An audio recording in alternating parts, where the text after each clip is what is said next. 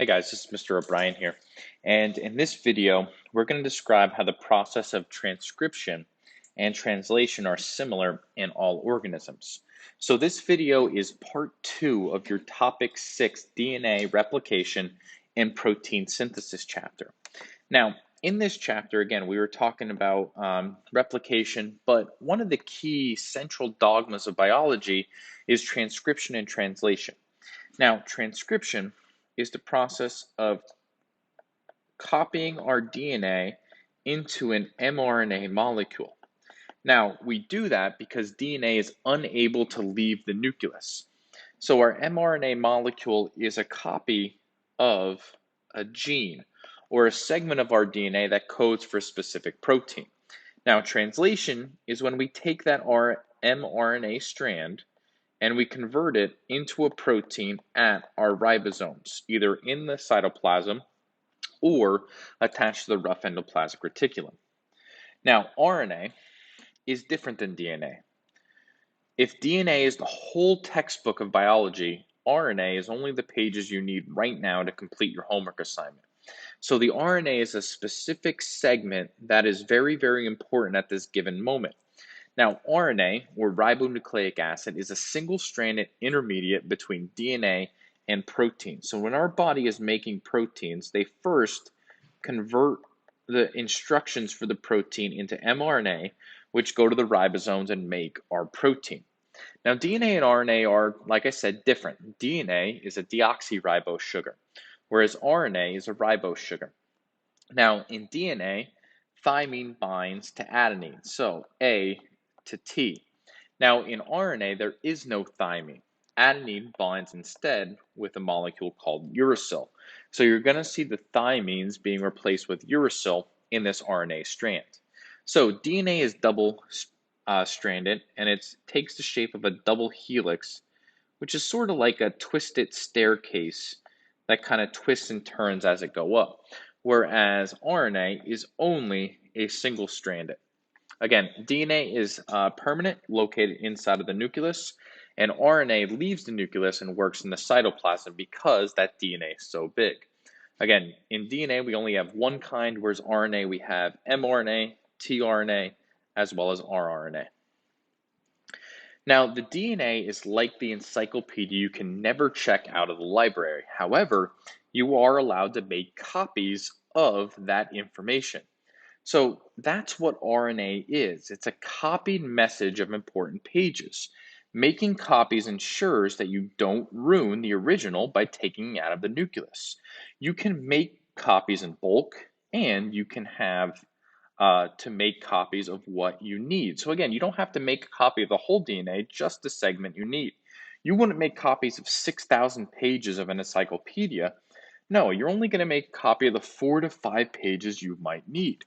So in our nucleus, again, we have the DNA. Transcription is when we're making this strand from one gene.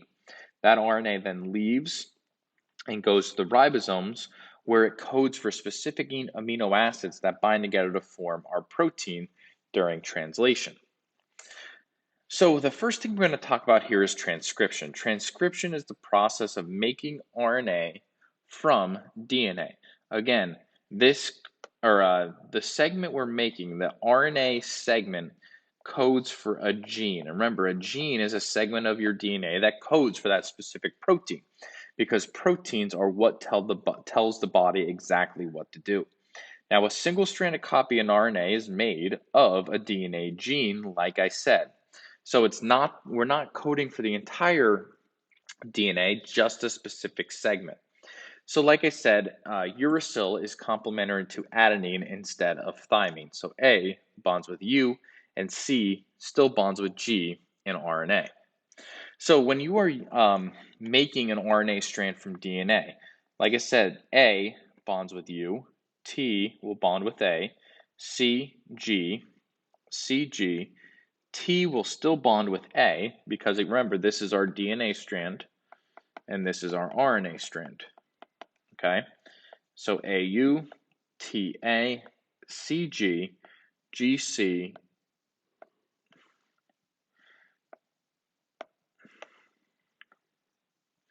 GCAU. So in this case, our only difference here are these U's. These U's, again, are specific to RNA strands. Now, with translation, it's making proteins from RNA strands on our ribosomes. Again, translation is going from from RNA and making our proteins. Okay? So mRNA is the structure that leaves the nucleus. So if I have my nucleus here with all of that DNA on the inside, right? And we make a copy of a gene in the form of an mRNA, that mRNA is going to leave the nucleus and go to what we call a ribosome. Now, the mRNA is going to feed through that ribosome so that our proteins can be made. Now, mRNA is read by the ribosomes in three-letter sequence called codons. So a codon, again, is a three-letter sequence of the mRNA. And that is how these amino acids are transported in. Okay, so tRNA, and notice they take the shape of a T. Those are what bring in what's known as the anticodon. The anticodon attaches to the codon and it brings in an amino acid and it forms with a peptide bond to form our protein chain. So notice each one of these three-letter sequences right here. Okay, each one of those is a codon, okay, that codes for a specific amino acid. So the amino acids are bonded together as a peptide chain, and these are what fold into the proteins that make or that give the instructions to our body. So again, translation, making proteins, and we look at this, right?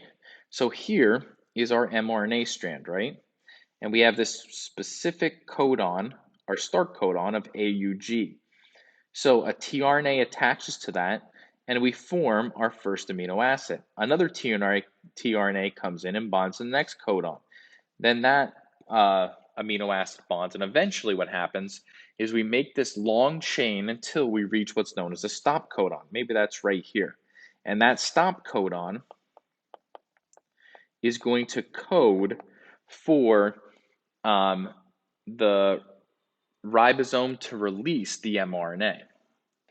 So when we are making these proteins, we have a couple charts that we have in biology to help us decide what amino acid is going to form. So when we're looking at these codon sequences here, so the first one we have is AUG. How this works in this circular chart is we start in the middle.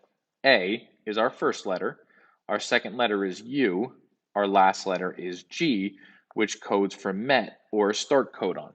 Now the same thing happens over in this other chart, right? First position A, second position U, last position G still calls for that met codon. So let's go to CUU. CUU, leucine. Over here, CUUU, leucine. Again, they're always going to code for the same thing.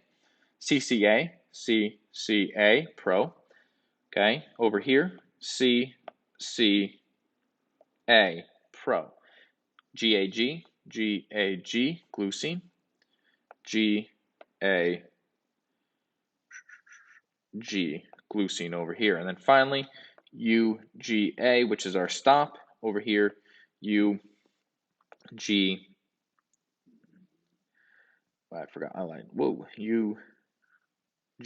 which again is our stop. Again, two different charts, both of them should tell us the same thing.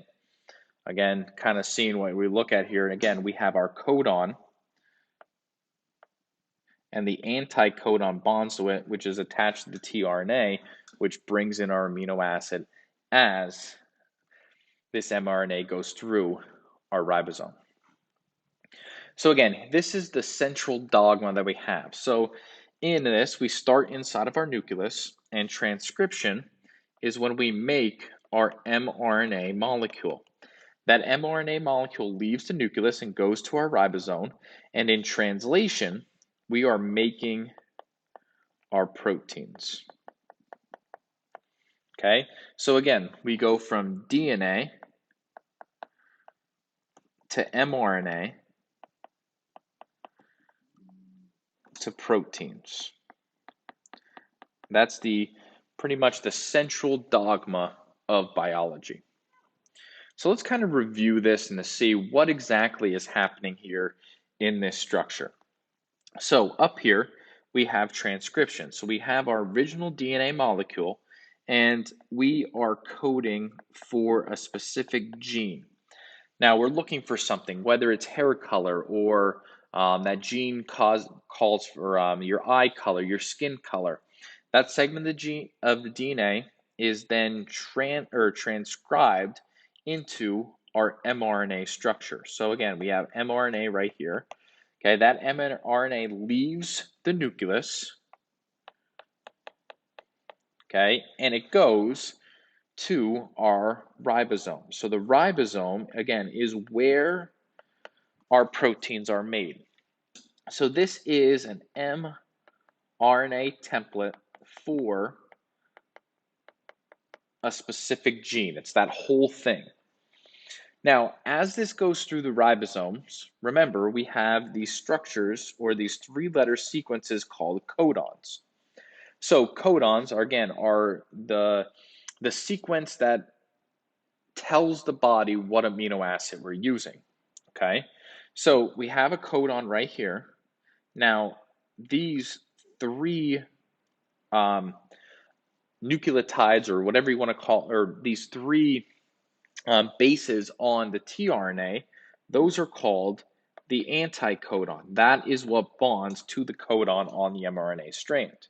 So as that bonds, and again, remember, this is our tRNA molecule. As that bonds, it's bringing in amino acids, and they start to combine together to form polypeptides, or our protein.